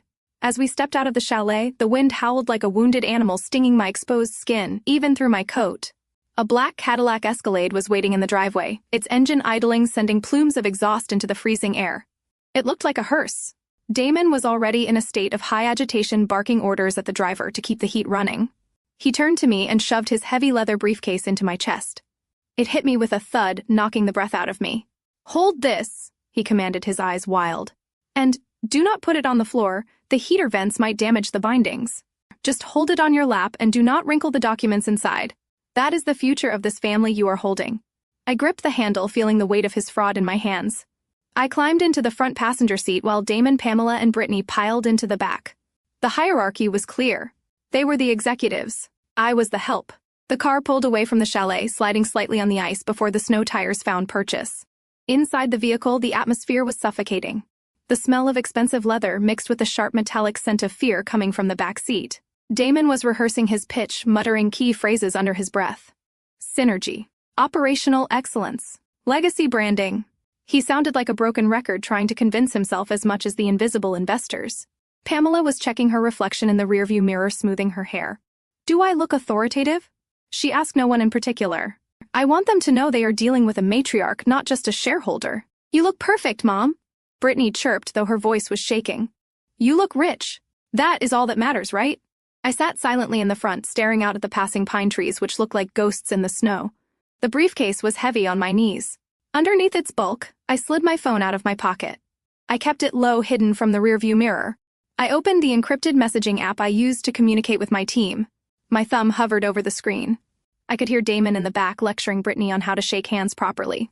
He was so busy trying to control the small details that he missed the avalanche coming straight for him. I typed a single sentence. The fish has taken the bait. I hit send. The message delivered instantly. A second later, a reply came back. The net is closing. See you in 20 minutes. I slid the phone back into my pocket and stared ahead at the winding road. We were driving toward the Ritz-Carlton, toward the luxury and the warmth. But for my family, we were driving straight into a slaughterhouse, and I was the one holding the knife. The transition from the biting cold of the blizzard to the hushed, golden warmth of the Ritz-Carlton lobby was jarring. We stepped inside, shaking the snow from our coats like commoners seeking shelter. The lobby was a cathedral of wealth with vaulted ceilings, crystal chandeliers, the size of small cars, and a fireplace that could roast a whole ox. Damon immediately straightened his spine, adjusting his suit jacket to hide the sweat stains that had formed during the car ride. He scanned the room, scanning for threats or opportunities. His eyes landed on a man standing near the concierge desk. A man in a bespoke navy suit, laughing with a bellhop. Damon froze. "Oh God," he whispered under his breath. "That is Julian from the Partners Committee. He cannot know I am here for a distressed debt meeting. He thinks I am skiing in Stod." Before Damon could retreat, Julian turned around and spotted us. His face lit up with recognition. "Damon Wilson," he boomed, walking over with his hand extended. "I thought that was you. What are you doing in Aspen? I thought you were strictly a Swiss Alps man." Damon put on his best courtroom smile, shaking Julian's hand vigorously. "Change of scenery. Julian, change of scenery. Brittany wanted to try the domestic slopes this year. You know how it is." Julian laughed, glancing at Brittany and Pamela. "Lovely to see you, ladies. You look radiant as always." Then his gaze shifted to me. I was standing slightly behind the group, struggling under the weight of Damon's heavy leather briefcase, and holding Brittany's fur coat, which she had thrust at me the moment we entered. I was wearing the plain black dress Damon had forced me into, and my hair was pulled back in a severe bun. Julian squinted slightly, trying to place me. "And who is this?" he asked politely. "Is this your sister-in-law? I believe we met briefly at the firm Christmas party a few years ago." Time seemed to stop. This was Damon's chance to show even a shred of decency, to acknowledge me as family. But I saw the calculation in his eyes. He was ashamed. He did not want a senior partner to know that his sister-in-law was the woman holding his bags like a pack mule. "No," Damon said quickly, his laugh nervous and high-pitched. "You are mistaken, Julian. This is Audrey. She is just our help. She travels with us to assist with the luggage and the heavy lifting. You know how hard it is to find good staff these days." Julian's expression cleared, and he nodded dismissively, losing all interest in me instantly. "Ah, I see. Well, good help is hard to find indeed." He turned his back to me, completely focusing his attention back on Damon. "We should grab a drink later, Damon. Catch up on the merger rumors." I stood there frozen. The briefcase felt like lead in my hands. The help. He had reduced my entire existence. My education, my blood relation to him, down to a servant role to protect his fragile ego. I looked at the back of Damon's head, at the sweat glistening on his neck. I did not cry. I did not protest. I simply tightened my grip on the handle of the briefcase. I stared at him, burning this moment into my memory. He had just disowned me in public. He had just severed the last possible thread of mercy I might have had for him. I shifted the weight of the bag. I was the help, all right? I was here to help him lose everything. The heavy brass doors of the elevator slid shut, sealing us inside a box of gold and velvet. The sudden silence was deafening, broken only by the soft hum of the cables lifting us toward the penthouse suite. The air in the confined space quickly became toxic with fear. Brittany was the first to crack. She was twisting the strap of her handbag so tight I thought it might snap. Her breathing was shallow and rapid, bordering on hyperventilation. "Damon, what if this goes wrong?" she whispered, her voice bouncing off the mirrored walls. "What if they do not want a partnership? What if they just want the money? We do not have $5 million. We do not even have 500,000. If they demand payment today, we are finished. I cannot lose the house, Damon. I cannot be poor. I do not know how to be poor." Damon stared at the floor, counting the numbers changing on the digital display. "Shut up, Brittany," he hissed through gritted teeth. "You are spiraling. We have a plan. We have the leverage of the Wilson brand. Leverage does not pay bills." "Damon," Brittany cried out, her voice rising to a panic. "Cash pays bills. And we have none. What are we going to do if they ask for a down payment?" Before Damon could answer, Pamela spoke up. She was standing in the center of the elevator, checking her reflection one last time. She looked calm, composed, and utterly heartless. "If they want cash, we will give them cash," she stated simply. "We will liquidate the remaining assets." "What assets?" Brittany asked. "We mortgaged everything." "Not everything," Pamela replied, meeting Brittany's eyes in the mirror. "We still have the timber cabin on the lake, the one your father left to Audrey." I felt my blood turn to ice. I was standing in the corner, crushed under the weight of the luggage, pretending to be invisible, but I heard every word. That cabin was the only thing my father had left me specifically in his will. It was a small rundown shack where we used to fish together. It was where I felt safest. It was my sanctuary. "But Mom," Brittany whispered, glancing nervously in my direction, "that is Audrey Place. Dad left it to her. It is in her name." "So what?" Pamela scoffed, adjusting her pearl necklace. "She is part of this family, is she not? She eats our food. She stays in our houses. It is time she paid her dues. Besides, your father is dead. He does not know what we do with it. And frankly, Audrey does not need a vacation home. She is single, unemployed, and has no prospects. What use does she have for real estate? We will sell it. I already had it appraised last month. It should fetch enough to satisfy the initial demands of Titanium Ventures." I stood there, paralyzed. She had appraised my property behind my back. She had been planning this all along. To her, my memories, my inheritance, my legal rights meant absolutely nothing. I was just a resource to be harvested. I gripped the handle of the briefcase so hard my knuckles turned white. They were not just asking for help.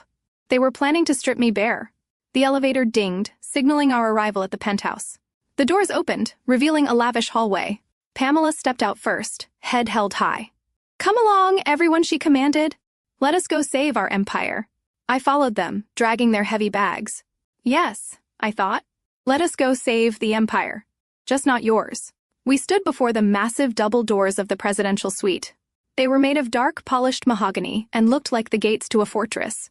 Damon was wiping his sweaty palms on his trousers one last time, while Brittany checked her teeth in her compact mirror.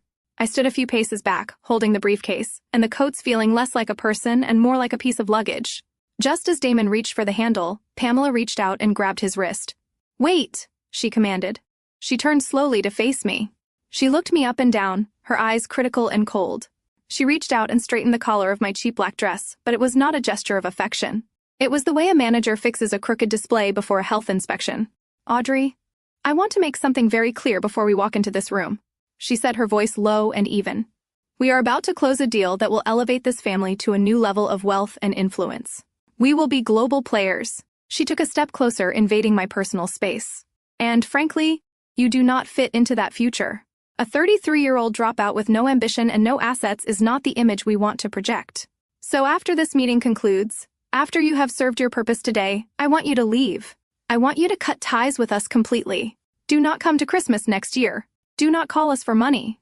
Do not show up at the hotel expecting a free room. You are a liability, Audrey. And successful businesses do not keep liabilities on the books." The hallway was silent. Even Damon looked a little uncomfortable, shifting his weight from foot to foot. But he said nothing. He did not defend me. Brittany looked at the floor, checking her cuticles, avoiding my gaze. I looked at my mother. This was it. The final severance. She was throwing me away like garbage right before she walked into the room to beg for money. She was evicting her own daughter from the family to protect a reputation she had already lost. I felt a strange sense of calm wash over me. The last lingering thread of guilt I had about what I was about to do snapped. It was gone, replaced by the cold, hard steel of resolve. I adjusted my grip on the briefcase containing the fraudulent documents Damon had prepared. "Understood," I said, my voice steady and clear. "I will go. I will not be a burden to this family ever again." Pamela nodded, satisfied with my submission. "Good," she said, turning back to the door. "At least you know your place. Now stand up straight and try to look presentable. Do not speak unless spoken to." She nodded to Damon. He took a deep breath, squared his shoulders, and pushed the heavy doors open. We stepped across the threshold. They thought they were walking into a negotiation. They did not know they were walking into a courtroom, and the verdict had already been decided.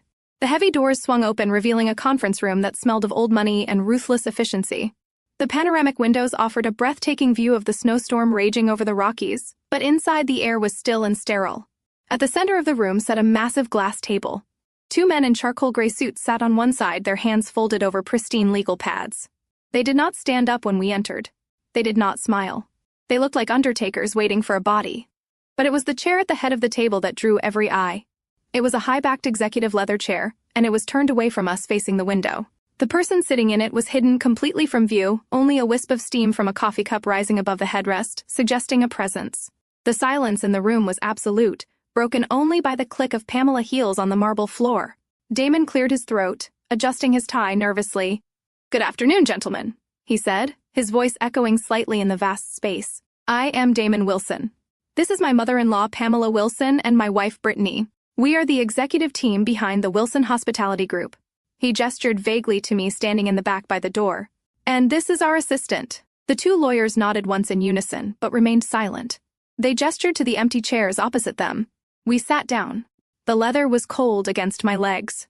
I placed the heavy briefcase on the floor by my feet and folded my hands in my lap, assuming the posture of the obedient servant. I watched Damon try to fill the silence with his own importance. He opened his portfolio, pulling out the fraudulent spreadsheets I had seen earlier. "First of all, on behalf of the family, I would like to thank the chairman for seeing us on such short notice." Damon began, projecting his voice toward the back of the turned chair. "We understand that Titanium Ventures has acquired our debt portfolio. We see this not as a crisis, but as a unique opportunity for synergy. The Wilson brand is a staple of Aspen luxury. Our occupancy rates are projected to hit record highs next quarter despite the current economic downturn." He paused, waiting for a reaction. The chair did not move. The lawyers did not blink. Damon licked his lips, beads of sweat forming on his upper lip again. "I have prepared a comprehensive restructuring plan." He continued, his voice rising and pitched slightly. "It outlines how we can service the debt while maintaining operational control. We are willing to offer Titanium Ventures a minority equity stake in exchange for a refinancing of the principal. We believe this partnership will be highly lucrative for all parties involved." He was rambling now, throwing out buzzwords like confetti, synergy, value add, human capital. It was a desperate performance. He was trying to sell a sinking ship as a luxury yacht, and the person in the chair knew exactly where the holes were. I watched the steam rise from the coffee cup behind the chair. It was Earl Grey, the same tea I drank every morning. The trap was set. The mouse had walked in and started nibbling on the cheese. Now it was time to snap the trap shut. Damon was mid-sentence talking about Q3 projections when the lawyer on the left simply raised a hand. It was a small gesture, but it had the stopping power of a freight train. Damon's mouth snapped shut, his words dying in his throat. "Mr. Wilson?" the lawyer said, his voice dry as dust. "Please stop. We are not here to listen to a sales pitch. We have already conducted our due diligence." He slid a thin black folder across the glass table. It stopped inches from Damon shaking hands. "We have reviewed your operating costs, your occupancy rates, and your debt service coverage ratio. The numbers you are presenting today are optimistic at best, fraudulent at worst." Damon's face turned a sickly shade of gray. "But those are just projections," he stammered, trying to regain his footing. "The market is rebounding. We just need time for the capital improvements to yield returns." The lawyer did not blink. "We do not deal in projections, Mr. Wilson. We deal in liquidity. And the fact is, you have none. You are operating at a 40% deficit. Your credit lines are maxed out. You are not just distressed. You are insolvent." The word hung in the air like a guillotine blade. Insolvent. It meant broke. It meant dead. Pamela gasped, clutching her pearls. "That is a lie," she hissed. "The Wilson name is worth millions. We have goodwill in this community." The second lawyer spoke up, his tone even colder than the first. "Brand equity does not pay the mortgage, Mrs. Wilson. We are not interested in your name or your legacy. We are interested in the $5 million you owe us. And since you clearly do not have the cash, we are moving forward with asset seizure. Seizure, Brittany squeaked. You mean like taking our stuff? Precisely, the lawyer replied. The hotel, the commercial properties, and the private residence in Aspen. The deed to the chalet was used as collateral for your last bridge loan, was it not? Damon nodded slowly, looking like he might vomit. He had leveraged the roof over their heads to fund his bad decisions. Then we will be taking possession of that as well, effective at 5 p.m. today. You have 45 minutes to vacate the premises. Damon stood up his chair, scraping loudly against the marble. You cannot do that, he shouted, losing all composure. We have rights. We need time to restructure. Please just let me speak to the chairman. He gestured frantically at the high-backed chair still turned away from us. Surely he understands that businesses go through rough patches. I can explain everything to him. I can make him see the value here. The lawyer smiled, a thin, humorless expression. The chairman has heard enough, he said. And the chairman's decision is final. There will be no restructuring. There will be no partnership. There is only the debt. And it is due now. Damon slumped back into his chair, defeated. He looked at Pamela, then at Brittany. They were staring at him with wide, terrified eyes, waiting for a miracle he could not provide. The room was silent again, except for the howling wind outside. They were finished. They had walked in as royalty, and they were being thrown out as trespassers. And still, the chair did not turn. The silence that followed the lawyer pronouncement was absolute. It was the silence of a tomb. Damon's face was a mask of sheer terror, his eyes darting around the room, looking for an exit or a weapon. He looked at the window at the door, and then finally his gaze landed on me. I was standing in the corner holding a crystal pitcher of water, my knuckles white against the handle. I saw the gears turning in his head. I saw the exact moment survival instinct overrode every shred of morality he had left. Wait! Damon shouted, his voice cracking. He scrambled to his feet, leaning over the table. We have other assets. We have collateral that was not listed in the initial disclosure. The lawyer raised an eyebrow but did not speak. Damon pointed a trembling finger directly at me. Her? My sister-in-law. Audrey. Brittany gasped, but Pamela remained stone-faced, watching Damon play his final card. She has a trust fund. Damon continued, the word spilling out of him in a rush. $200,000 in liquid cash and real estate. A cabin on the lake. It is unencumbered, fully paid off. It is prime waterfront property that has to be worth another $300,000 or $400,000. He fumbled with his briefcase, ripping the zipper open in his haste. I have the documents right here. A full power of attorney signed yesterday. It grants me total control over her assets to use for the benefit of the family business. He pulled out the crumpled papers I had signed with a scribble the night before and slammed them onto the glass table. Take it all. Just give us an extension on the hotel. The lawyer picked up the papers, holding them by the corner as if they were contaminated. You are offering your sister-in-law personal inheritance to cover a corporate debt, Mr. Wilson, without her present consent. She does not need to consent. Damon snapped, his desperation turning into aggression. I am her legal guardian effective yesterday. She is mentally unfit to manage her own finances. That is why she is just standing there. She does whatever I tell her to do. He turned to me, his eyes pleading and threatening at the same time. Tell them, Audrey. Tell them you want to help the family. Nod your head. I looked at him. I looked at the man who had bullied me, belittled me, and now was trying to sell my future to save his own skin. He was willing to leave me destitute, homeless, and labeled mentally incompetent just to keep his status for another month. The cruelty was breathtaking. I tightened my grip on the pitcher. Then, slowly, deliberately, I set it down on the side table.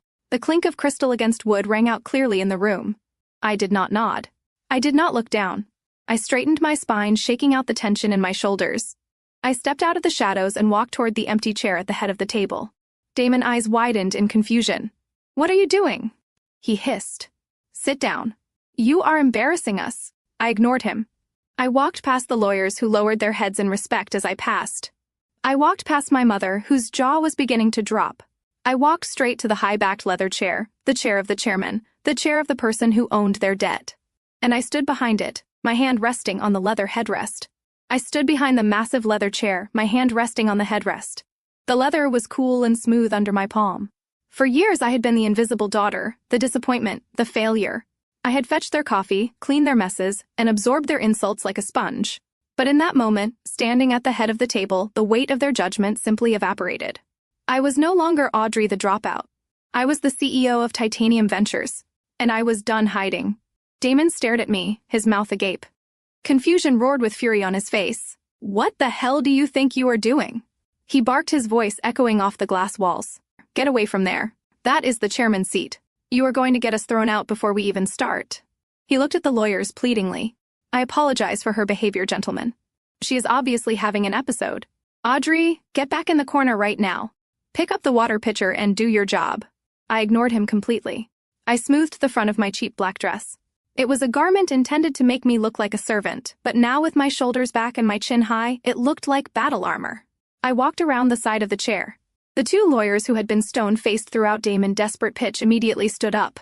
They buttoned their jackets and bowed their heads slightly in deferential silence. It was a subtle gesture, but to a trained eye it screamed authority. Damon, however, was too blinded by his own panic to notice. Brittany let out a high-pitched, nervous giggle. "Audrey, stop it," she hissed. "You are embarrassing us. Mom, tell her to stop." Pamela glared at me, her eyes narrowing. "Audrey, get down from there this instant," she commanded. "You are making a fool of yourself. Do you want to be disowned right here in front of strangers?" I looked at them one last time. My mother, my sister, my brother-in-law. They looked so small from where I was standing, so petty. I pulled the chair out. The wheels glided silently over the plush carpet. I sat down. The leather creaked softly as I settled into the seat.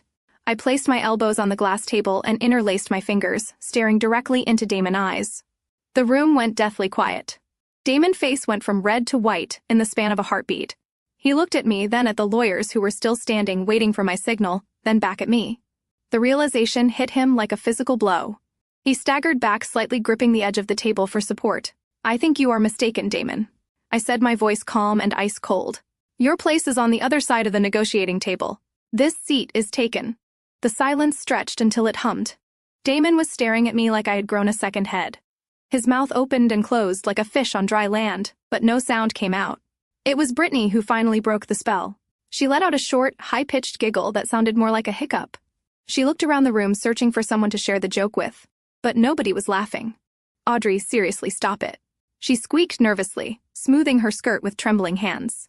"You are acting weird. This is not the time for one of your little protests against capitalism or whatever this is. Get up. You are wrinkling the leather." She looked at the lawyers, flashing them a bright apologetic smile that looked painted on. "I am so sorry about her. She is a little unstable. We are handling it.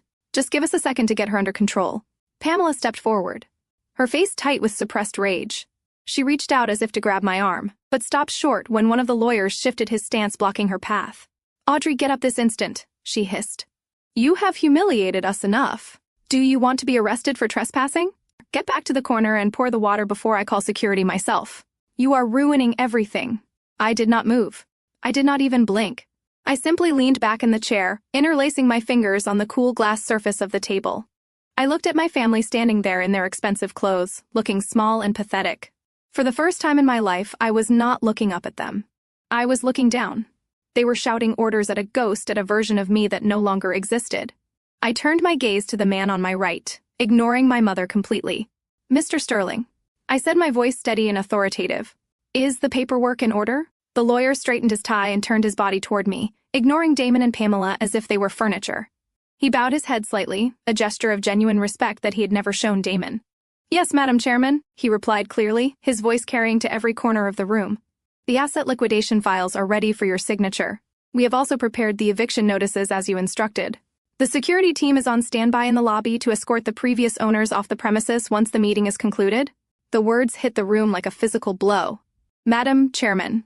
Brittany's smile vanished instantly, replaced by a look of slack-jawed horror. Pamela froze, her hands still outstretched in midair, her eyes widening until they looked like they might pop out of her skull. But it was Damon who had the most violent reaction. The color drained from his face so fast he looked like a corpse. He took a staggering step back, bumping into the wall. "Chairman," he whispered, the words strangling him. It is you. You are Titanium Ventures." He looked at me with a mixture of terror and disbelief. "But you are broke. You drive a Honda. You wear clothes from Target. How is this possible?" I picked up the heavy crystal glass of water I had poured for myself earlier. I took a slow, deliberate sip. I watched the realization wash over them. The fear, the comprehension that the monster they were running from was the same girl they had been stepping on for years. I set the glass down. "It is amazing what you can save when you are not buying designer purses and leasing sports cars, Damon," I said softly. "Now sit down. We have business to discuss." I reached into the leather folder on the desk and pulled out a small silver remote. With a single click, the automated blinds descended, blocking out the storm and plunging the room into semi-darkness. Another click and the massive screen behind me roared to life. The Titanium Ventures logo appeared, a stylized T that Damon had been having nightmares about for weeks. But underneath it, in bold sans serif font, was a name that made the air leave the room. Audrey Wilson, founder and CEO. I watched their faces in the blue glow of the projector. It was a masterpiece of cognitive dissonance. They were looking at the truth, but their brains refused to process it. To them, I was the failure, the medical school dropout, the charity case. They could not reconcile that image with the woman who controlled a billion-dollar portfolio. You thought I dropped out of medical school because I could not handle the pressure. I said, my voice cutting through the silence. I dropped out because I was bored. I was trading distressed equities during anatomy lectures and making more in a week than a surgeon makes in a year. I realized that saving lives was noble, but saving companies was profitable. I clicked the remote again. A timeline appeared showing a series of aggressive acquisitions over the last 5 years. Manufacturing plants in Ohio, tech startups in Silicon Valley, and now a failing hospitality group in Aspen. I specialize in identifying incompetence. I continued standing up and walking slowly around the table. I find companies with good bones but bad leadership. I buy their debt, I strip their assets, and I rebuild them properly. Damon was shaking his head, muttering no over and over again. But how he whispered, "We never saw you working. You were always sketching in that stupid book." I laughed, a dry, humorless sound. "That stupid book was my acquisition ledger, Damon. While you were bragging about your connections at the country club, I was analyzing your balance sheets. While you were leasing cars, you could not afford to impress people you do not like. I was building an empire in the shadows." I stopped in front of Brittany, who was clutching her designer handbag like a shield. She looked at me with wide, terrified eyes, finally understanding the magnitude of her mistake. "You asked me yesterday why I do not have nice things, Brittany. You mocked my clothes. You mocked my life. But here is the reality. Wealth screams, but power whispers. While you were busy buying handbags and posting selfies, I was busy buying your debt. And now I own everything. The house, the hotel, the cars, even the chair you were sitting in." The silence in the conference room was so profound that I could hear the hum of the air conditioning system and the rhythmic tapping of the snow against the panoramic glass. The projection screen behind me cast a cool blue light over the room, illuminating the faces of my family. They looked like statues frozen in a tableau of absolute shock. Damon's mouth was still slightly open, his eyes fixed on the logo of Titanium Ventures. Pamela was clutching her chest as if she were having palpitations, while Brittany simply stared at me with the vacant expression of a child who has just been told Santa Claus is not real. I turned away from the screen and walked slowly back to the corner of the room where I had left my battered leather backpack. The same backpack Brittany had dumped on the floor the night before. The same backpack they had ridiculed for being old and out of fashion. I knelt down, unzipping the main compartment. My movements were slow and deliberate. I wanted them to watch every second of this. I wanted the anticipation to be as suffocating as the realization. I reached inside and pulled out the small black box tied with a simple red ribbon. It was the gift I had brought to the chalet 3 days ago. The gift Pamela had dismissed as cheap cookies from the airport duty-free shop. The gift that had been sitting on the mantelpiece, ignored and unopened while they drank champagne and planned their spa treatments. I stood up, holding the box in both hands. It felt heavy, solid. I walked back to the glass table, my heels clicking softly on the marble floor. The sound was sharp, like a gavel striking a block. I placed the box in the center of the table, right in front of Damon. The black cardboard absorbed the light, looking like a void in the middle of the gleaming surface. "You never did open your Christmas present," I said, my voice soft, but carrying to every corner of the room. "You were too busy complaining about the wrapping paper. You were too busy telling me how embarrassed you were by my presents. You assumed it was something worthless because you assumed I was worthless." Damon looked down at the box. His hands were trembling so violently that they shook the table slightly. "What is this?" he whispered, his voice barely audible. "Is this, a joke? Is there a bomb in there?" I smiled. A cold, humorless smile. In a manner of speaking, yes, but not the kind that explodes with fire. The kind that explodes with ink. I reached out and pulled the red ribbon. The knot came undone with a soft whisper of silk. I lifted the lid. There were no cookies inside. There was no chocolate. There was no cheap trinket. Inside, resting on a bed of black velvet, was a single folded document. It was printed on heavy cream-colored bond paper with a gold foil seal at the bottom. The seal of the state of Delaware. I picked up the document and unfolded it. The paper crinkled loudly in the silent room. I turned it around and slid it across the glass until it rested directly under Damon's nose. "Read it," I commanded. Damon looked down. His eyes scanned the header, and I saw the color drain from his face until he looked like a sheet of paper himself. He read the words, but his brain seemed unable to process them. Certificate of Share Ownership. He read aloud, his voice shaking. Wilson Hospitality Group. Class A, voting stock.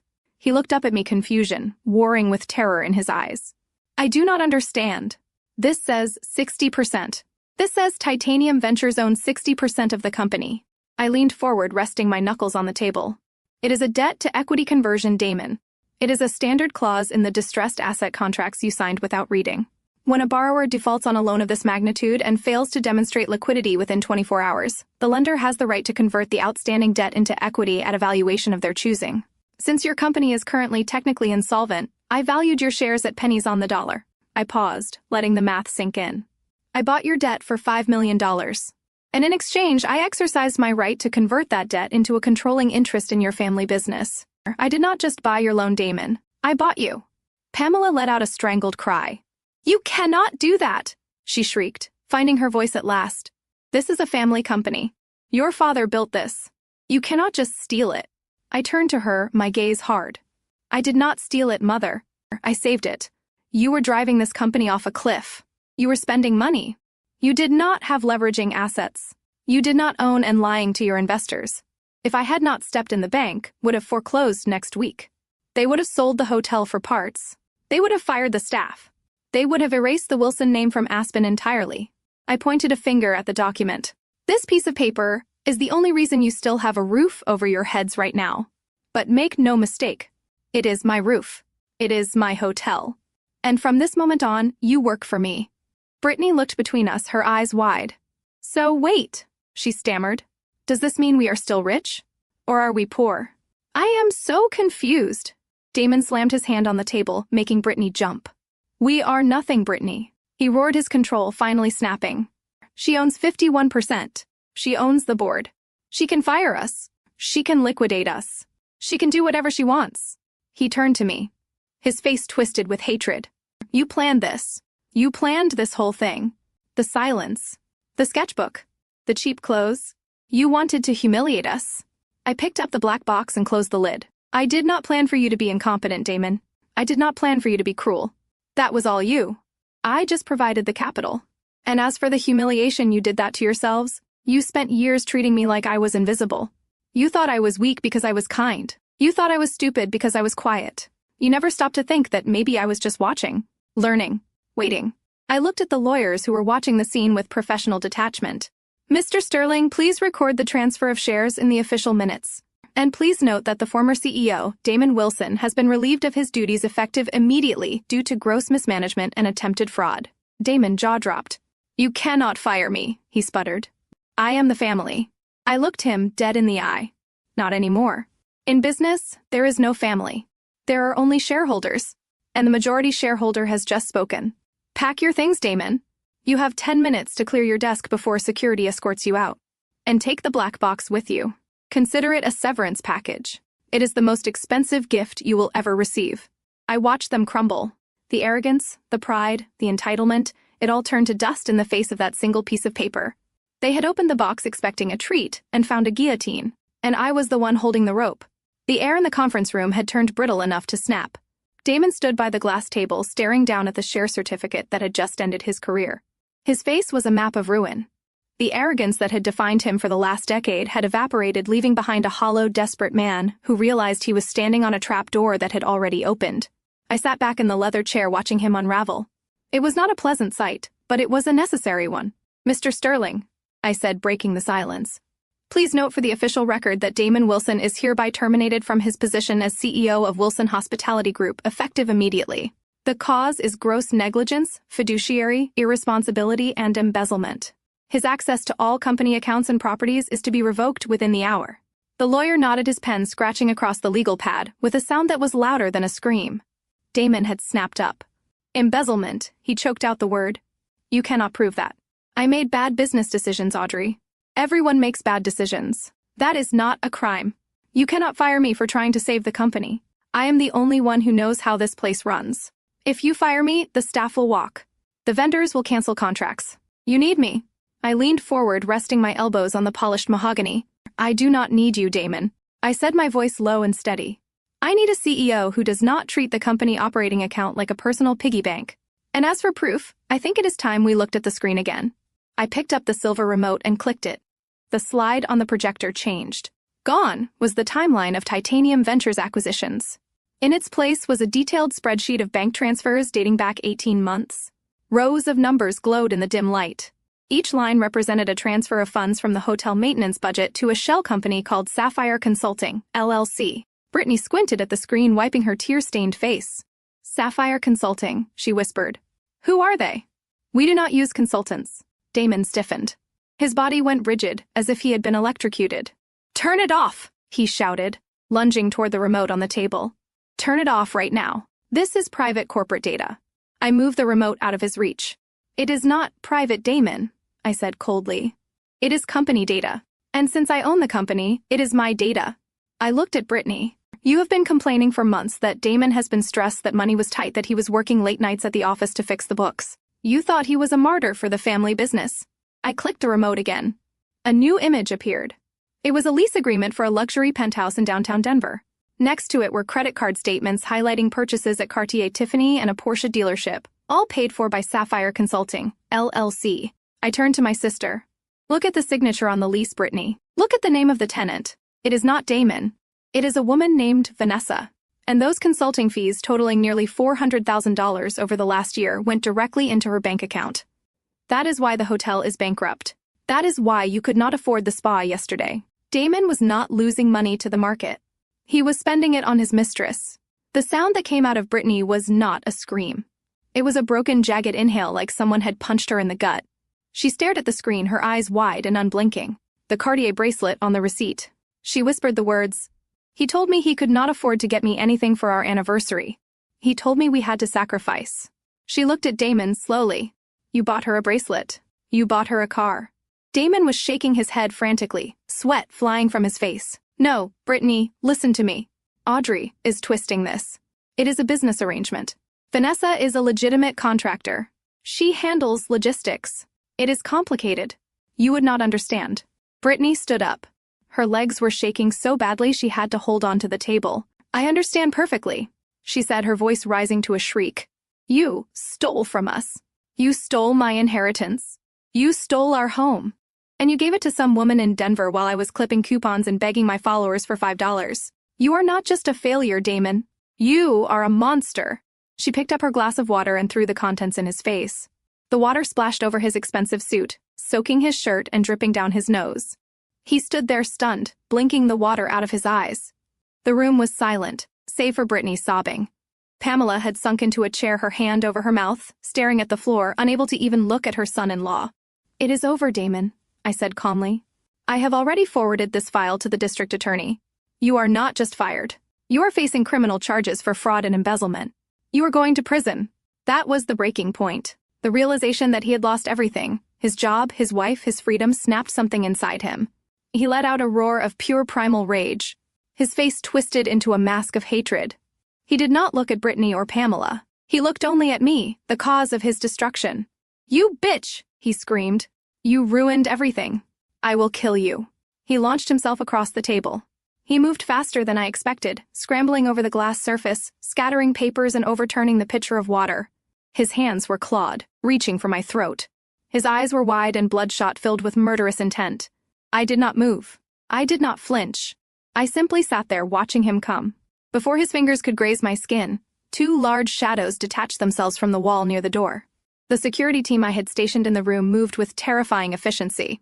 One guard caught Damon by the back of his suit jacket, yanking him backward with enough force to lift him off his feet. The other grabbed his arm, twisting it behind his back until Damon howled in pain. They slammed him face first onto the carpet. The sound of his body hitting the floor echoed in the room. "Get off me!" he screamed, kicking and thrashing like a wild animal. "Do you know who I am? I am Damon Wilson. I own this town." I stood up slowly and walked around the table until I was standing over him. The guards held him pinned to the floor, his face pressed against the wool carpet. I looked down at him. "You are nobody, Damon," I said softly. "You are a trespasser in my building, and you are trespassing on my time." I looked up at the guards. "Get him out of here! Hand him over to the police waiting in the lobby, and make sure he does not take anything with him, not even the pen." The guards hauled him to his feet. His suit was ruined. His hair was a mess, and his nose was bleeding from hitting the floor. He looked at me one last time, his eyes filled with fear and loathing. "This is not over, Audrey." He spat blood, flicking his lips. "I will sue you. I will destroy you." I sat back down in the chairman chair and turned my attention to the paperwork. "It is over, Damon," I said, without looking up. "You just do not know it yet. Now get out." They dragged him toward the door. He was still screaming, cursing my name, and begging Brittany to help him, but she just turned away, burying her face in her hands. The heavy mahogany door slammed shut, cutting off his voice. The silence returned to the room. But it was different now. It was the silence of a battlefield after the cannon fire has stopped. The enemy was defeated. The castle was taken, and the queen was finally on her throne. With Damon screaming echoing down the corridor and fading into silence, the atmosphere in the conference room shifted instantly. The violent energy dissipated, replaced by a pathetic, desperate vacuum. Pamela, who had been slumped in her chair watching her son-in-law being dragged away, suddenly straightened her spine. She pulled a lace handkerchief from her sleeve and dabbed at dry eyes. She looked at me, not with fear like Brittany, but with a calculated, tragic expression. She was switching roles. The imperious matriarch was gone. The long-suffering mother had arrived. "Audrey," she began, her voice trembling with a practiced fragility, "you have to understand. I had no choice. Damon was out of control. I was just trying to keep the peace. I was trying to hold this family together after your father passed." She took a step toward the head of the table. Her hands clasped in supplication. "Everything I did for the family. I did it for you and your sister. A mother has to make hard choices to protect her children's heritage." I watched her performance with the same detachment one might watch a bad soap opera. She was good. I had to give her that. She almost sounded convincing. But I had the receipts. I had the years of neglect, the insults, the emotional manipulation stored in my memory like data on a hard drive. "Stop," I said. The single word cut through her monologue like a knife. "Do not come any closer. And do not insult my intelligence by pretending you were a victim. You were not a bystander, Pamela. You were the architect. You encouraged Damon spending.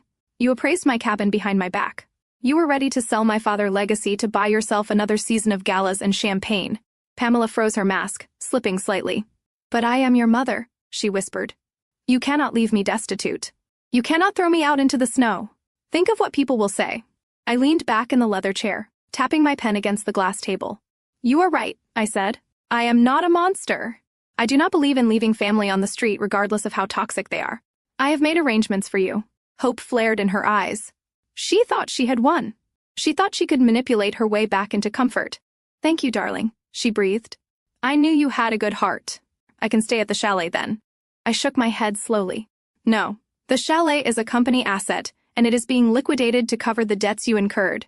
You are moving to a facility I have selected. It is called Pineview Gardens." Pamela frowned. "Pineview? I do not know that one. Is it near the St. Regis?" I suppressed a cold smile. "No, Mother. It is in the valley. It is a state-licensed elder care facility. It is clean. It is safe. And it is average.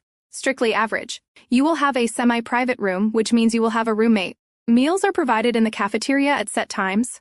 Lights out is at 9. Pamela's face went pale. "A roommate," she gasped. "A cafeteria. Audrey? You cannot be serious. That sounds like a prison." "It is not a prison," I corrected. "It is reality. It is the life you can afford with zero assets and no income. I have prepaid your residency for 1 year. After that, you will have to rely on Social Security." "But my lifestyle," she stammered. "I need my treatments. I need my allowance." I opened the folder in front of me and pulled out a check copy from 2 years ago. "Do you remember this?" I asked, holding it up. "When I lost my apartment and asked you for a loan, you sent me a check for $400. You told me that was all I was worth. You told me to make it stretch. You told me that beggars cannot be choosers." I dropped the paper on the table. "That is your monthly stipend at the facility, Mother. $400? That will cover your toiletries and perhaps a bingo night or two. I suggest you learn how to budget. It is a skill you should have learned 40 years ago." Pamela stared at me, her mouth opening and closing in shock. She looked at the luxury of the Ritz-Carlton room, and then at the cold, hard face of the daughter she had undervalued. She realized finally that the balance sheet had been corrected. She was worth exactly what she had decided I was worth. $400. With Pamela sobbing quietly into her hands, I turned my attention to the last person remaining in the room. Brittany was standing by the window staring out at the blizzard. She looked like a doll that had been dropped and broken. Her mascara was running in dark streaks down her cheeks, and she was clutching her designer handbag, as if it contained the secrets of the universe. She was the one who had mocked my clothes the loudest. She was the one who had shredded my sketchbook. And now she was the one with the most to lose. "Brittany," I said, my voice cutting through her daze. "The keys." I held out my hand, palm up. She blinked at me, confused. "Keys," she repeated stupidly. "Keys to what?" "The house." "You already said you were taking the house." "The car, Brittany," the first clarified. "The Porsche Cayenne parked with the valet downstairs. The one you have been posting on Instagram all week with the caption, 'Blessed.' It is a company vehicle. It was purchased with funds embezzled from the hotel maintenance budget. Legally, it belongs to Titanium Ventures, and by extension, it belongs to me." Brittany clutched her bag tighter, stepping back. "No," she whimpered. "You cannot take my car. How am I supposed to get home? How am I supposed to pick up Leo from the nanny? You cannot leave me stranded in a snowstorm." I did not lower my hand. "I am not leaving you stranded. I have arranged for a shuttle to take you and Leo to a motel near the airport. But the Porsche stays here. It is a $50,000 asset, and I intend to liquidate it to recoup some of the losses your husband caused. Now give me the keys." She stared at me, her lower lip trembling. Then, with a sudden burst of defiance, she shook her head. "No, it is my car. Damon gave it to me for my birthday. It has my name on the registration." Mr. Sterling stepped forward, clearing his throat. "Actually, Mrs. Wilson, the registration is in the name of Sapphire Consulting LLC, the same shell company your husband used to pay his mistress. Technically, you have been driving a stolen vehicle for 6 months." The color drained from Brittany's face, leaving her looking sickly and gray. She looked down at the keys in her hand as if they had turned into snakes. Her husband had bought her a car with the same money he used to betray her.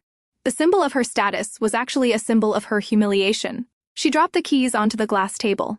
They landed with a heavy clatter next to the black box. "Fine," she whispered, tears spilling over again. "Take the car. Take it all. I am leaving. I am going to book a flight to Cabo. I need to get away from this family. I need to think." She turned to leave, reaching into her bag for her wallet. I watched her pull out her Platinum American Express card. The card she used to buy $300 lunches and designer shoes. The card that had never been declined in her life. "I would not bother with that if I were you, Brittany," I said softly. She froze, card in hand. "Why not?" she asked, her voice shaking. "Because that card is linked to the corporate account," I continued. "The same account I just froze. Mr. Sterling contacted American Express 10 minutes ago. Your credit limit is 0.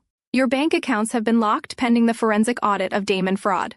You have no access to cash, no access to credit. You are completely insolvent." Brittany looked at the card, then at me. "But I have nothing," she gasped. "I have no money. I have no car. My husband is going to prison. My house is being seized. What am I supposed to do?" I looked at her, the sister who had never worked a day in her life. The influencer who thought taking selfies was a career. "You are going to have to do what the rest of the world does, Brittany," I said. "You are going to have to get a job. Real work. Maybe you can start by returning those shoes. They should cover your rent for a month if you are lucky." Brittany sank to her knees on the plush carpet, finally understanding the magnitude of her ruin. The facade was gone. The filter was removed. She was just a woman with a cheating husband and a mountain of debt alone in the cold. Mr. Sterling slid the final document across the glass table. It was the deed transfer for the Wilson Hospitality Group, along with the foreclosure authorization for the private residence. The paper made a dry hissing sound against the polished surface like a snake striking. I picked up the heavy gold Montblanc pen. The same pen Damon had tried to force into my hand just 24 hours ago to steal my trust fund. The irony was perfect. I was using his own weapon to sign his execution order. I pressed the nib to the paper. The ink flowed smoothly, dark and permanent. I signed my name, Audrey Wilson, CEO, Titanium Ventures. With that single signature, the transfer was complete. The hotel, the house, the cars, and the legacy were legally mine. I capped the pen and set it down next to the black box. It made a sharp click that echoed in the silent room. "It is done," Mr. Sterling said, collecting the papers with efficient movements. He placed them in his briefcase and snapped the lock shut. "Do you have any further instructions for the previous owners?" I stood up, smoothing the skirt of my black dress. I looked at the remnants of my family one last time. Pamela was slumped in her chair, staring blankly at the wall, her face aged 10 years in 10 minutes. Brittany was still on the floor, clutching her useless credit card like a talisman. They looked small. They looked finite. "No," I said, my voice devoid of any emotion. "They have until 5 p.m. to vacate the premises. After that, change the locks and activate the security system. If they are found on the property, treat them as trespassers. I turned my back on them. I did not say goodbye. You do not say goodbye to a tumor after it has been removed. You simply walk away and let the healing begin. I walked toward the heavy mahogany doors. Mr. Sterling opened one for me, and I stepped out into the corridor, leaving the suffocating air of the conference room behind. The walk to the elevator felt different. My footsteps were lighter, the burden of their judgment, the weight of being the disappointment, the shame of being the black sheep. It was all gone. I pressed the button for the lobby. The doors slid open, and I stepped inside alone. As I descended the 50 floors, I checked my reflection in the mirrored walls. I did not see a victim. I saw a victor. The lobby of the Ritz-Carlton was bustling with guests seeking shelter from the storm. But as I stepped out of the elevator, the general manager hurried over. He had been briefed. "Ms. Wilson," he said, bowing slightly, "your car is waiting at the main entrance. The valet has already brought it around." "Thank you," I replied, pulling on my coat. I walked through the revolving doors and into the biting cold of the Aspen afternoon. The wind whipped my hair, but I did not feel the chill. Parked right in front of the entrance engine, idling with a low, powerful purr, was not a Honda. It was a Rolls-Royce Phantom jet black with tinted windows. The Spirit of Ecstasy hood ornament gleamed against the white snow. The valet opened the rear door. I slid into the back seat, sinking into the hand-stitched leather. The warmth enveloped me instantly. My driver, a massive man named Qley, looked at me in the rearview mirror. "To the airport, Ms. Wilson," he asked. "The private jet is fueled and ready for takeoff." I looked out the window at the hotel rising above me. Somewhere on the top floor, my mother and sister were packing their bags, preparing to enter a world of mediocrity they had always despised. They had spent their lives calling me the black sheep. They thought I was the outcast, the weak link. They never realized that the black sheep is often just a wolf in waiting. "To the airport, Qley," I said, settling back into the seat. "We have a new acquisition in Tokyo to discuss." The car pulled away from the curb, moving silently and powerfully through the snow, leaving the Ritz-Carlton and the Wilson family in the rearview mirror. I watched them disappear into the whiteout until there was nothing left but the road ahead. The screen faded to black. The story of Audrey Wilson offers a brutal but necessary masterclass in the difference between perceived status and actual power. The Wilson family's downfall was not just financial. It was a failure of perception. They were so obsessed with the aesthetics of wealth, the brands, the parties, the social hierarchy that they completely lost touch with the mechanics of value. They mistook Audrey's silence for weakness and her humility for incompetence. This is a fatal error in both business and life. Never confuse the volume of someone's voice with the depth of their capability. Audrey represents the archetype of the quiet professional. She teaches us that the most dangerous person in the room is not the one shouting orders or bragging about projections. It is the one listening, observing, and taking notes. While her family was busy signaling their importance, she was busy building it. She demonstrates that true power does not need to announce itself. It does not require validation from others because it is self-sustaining. Furthermore, the narrative highlights the strategic advantage of being underestimated. Being the black sheep or the outcast gave Audrey a cloak of invisibility. It allowed her to maneuver without scrutiny. She turned her family's neglect into her greatest asset, using the time they ignored her to outpace them. The ultimate takeaway is that revenge is best served not through arguments or emotional outbursts, but through absolute, undeniable success. You do not need to tell people they are wrong about you. You simply need to wait until the results speak for themselves. In a world full of noise, be the signal. Stop broadcasting your plans and start building your empire in silence. Please subscribe my channel Daily Reddit Readings for more updates.